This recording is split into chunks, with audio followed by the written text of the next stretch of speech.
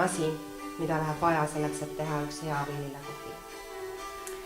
No mina saan rääkida võililekohvi puhul võilillest ja sellest, kuidas Mercedes seda teeb.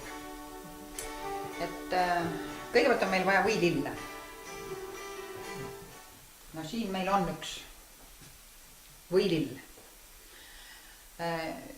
Võilille te kõik tunnete, võilille kas õiest, lehtedest aga täna me räägime siis kohvi puhul me räägime võilille juurikast. Kui sa oled ta üles kaevanud, praegu ei ole enam parim aeg juure jaoks. Juurt pead sa korjama kas hästi vara kevadel, kui labidas juba maasse läheb, või sügisel, kui labidas veel maasse läheb, sest siis on juures rohkem toimaineid. Muidu praegu ta osa jõudu on lükanud juba lehtedesse ja õitesse.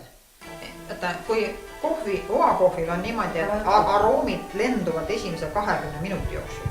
Sa võid pärast juua ka kauem seisnud kohvi, kuid siis see on pisut vaesem ja tervislikum osa on juba ära uranud.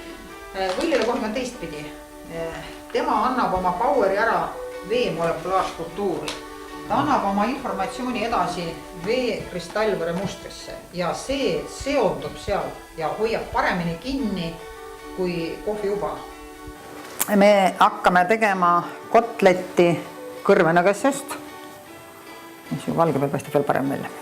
Nii, vaata seda nägest ja see on nüüd kõrvenäges. Ja sellepärast me kõrvenägesed kõrvetab. Kui tal ei oleks neid kõrvetavaid väikseid piike siin, vaata, siin on proovi kõrvetavad lõpuks eriti sõrmevahesid ja külgesid õrnasid kohtasid, siis kogu sitikate ja loomade maailm sööks ta ära, sellepärast, et ta on niivõrd hea taimemaailma valk.